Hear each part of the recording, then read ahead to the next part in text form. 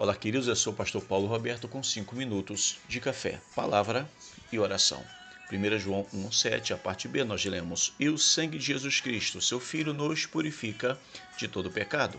Compromisso de quem serve a Deus, purificação.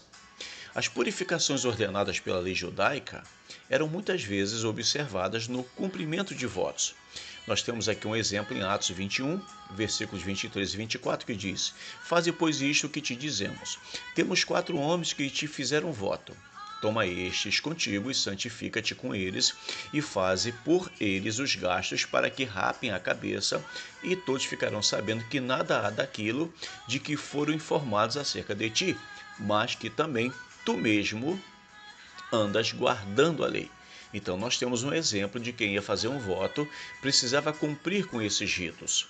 As lavagens cerimoniais, chamadas também de abluções, elas faziam parte dos mais antigos ritos religiosos, mas a purificação na sua simplicidade, segundo a lei judaica, tinha por fim afastar os israelitas do uso daqueles supersticiosos ritos. E também, e muitas vezes, bárbaros, que os pagãos praticavam nas suas lustrações. A ninguém era permitido aproximar-se de Deus sem empreender a dupla purificação do altar e da bacia, o que se poderá talvez espiritualizar considerando esses atos como simbólicos do sangue de Jesus. Temos um exemplo aqui em Êxodo 30, versículo 18, que diz: Farás também uma pia de cobre com a sua base de cobre para lavar e porás entre a tenda da congregação e o altar, e nela deitarás água.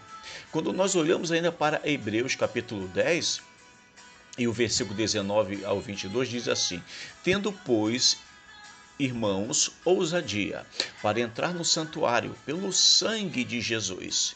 Cheguemo-nos com o verdadeiro coração em inteireza, certeza de fé, tendo os corações purificados da má consciência e o corpo lavado com água limpa. Temos mais esta referência para a gente entender como era feita em relação à purificação. A lavagem de todo o corpo era um uso da admissão dos prosélitos judaicos em tempos posteriores, bem como em algumas abluções prescritas pela lei. Quando nós olhamos para Êxodo 29, o versículo 4, nós temos um exemplo disso que diz: Então farás chegar a Arão e os seus filhos à porta da tenda da congregação e os lavará com água. Mais uma vez, a gente percebe a necessidade que a lei impunha sobre a lavagem do corpo. Havia também um preceito segundo o qual se derramava água nas mãos e nos pés, ou se fazia uma simples aspersão.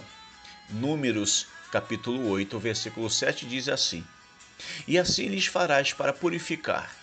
Esparge sobre eles água da expiação, e sobre toda a sua carne farás passar navalha, e lavarão as suas vestes e se purificarão. Você percebe que, mais uma vez, a necessidade que os judeus e os hebreus entendiam da purificação antes de se entrar na presença de Deus. Os sacrifícios solenes era o aspergimento do sangue de uma indispensável cerimônia, simbolizando o derramamento do sangue de Cristo pelos nossos pecados. Por isso, quando nós olhamos aqui para Pedro, 1 Pedro capítulo 1, versículo 2 diz: Eleitos segundo preceitos de Deus Pai, em santificação do Espírito para a obediência e aspersão do sangue de Jesus Cristo. Graça e paz vos sejam multiplicadas. Então, queridos, diante de tudo isso que nós acabamos de ler, não precisamos mais destes ritos judaicos, porque o sangue de Jesus Cristo é suficiente para nos perdoar de todo o pecado. Se você, então, crer na palavra de Deus, se você tem compromisso com o Senhor, se você é um servo de Deus, então a purificação, ela está diante de você, através do sangue de Jesus. Vamos orar. Deus e Pai, em nome de Jesus. A tua palavra também diz aqui em 1 João 1,7: se andarmos na luz conforme ele na luz está, teremos comunhão uns com os outros, e o sangue do seu Filho Jesus nos purifica de todo pecado. Obrigado, Senhor, pela tua graça e bondade em relação a nós. Amém.